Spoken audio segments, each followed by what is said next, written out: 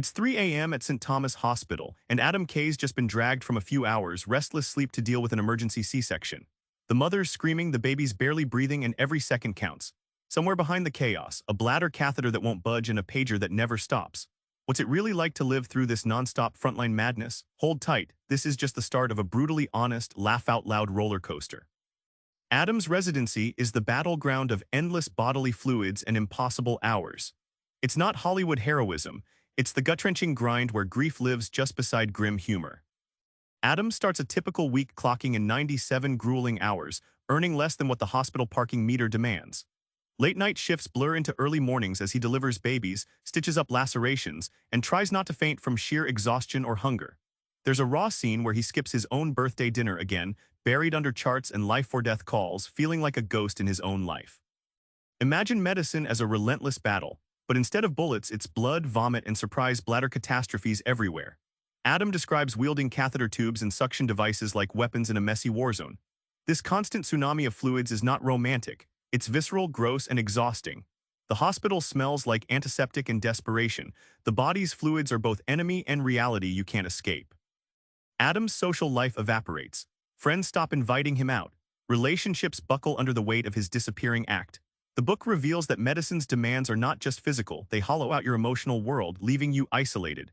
Yet in this dark loneliness, Adam finds ironic joy in sharing his raw stories, reminding us how human resilience grows in the strangest places.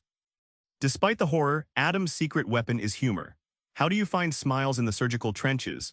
The book flips the script on tragedy with sharp, biting wit that cuts deeper than scalpels. Adam wrote his diaries secretly after relentless shifts, scribbling down absurd medical mishaps and darkly hilarious moments. Like the time he awkwardly sedated a nervous patient, only to find out the dose barely worked, turning a tense operation into a slapstick nightmare. These journal entries became his lifeline, mixing catharsis and comedy in equal parts.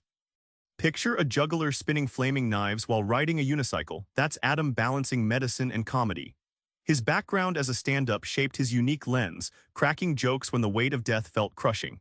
It's not just relief, it's a radical act of rebellion against despair, a mechanism that makes unbearable moments human. His punchlines are more than laughs, they explode assumptions about healthcare. When he quips about surgeons, little dance around sensitive topics, or a nurse's deadpan one-liner in the middle of chaos, it pulls back a curtain on real emotions doctors mask daily.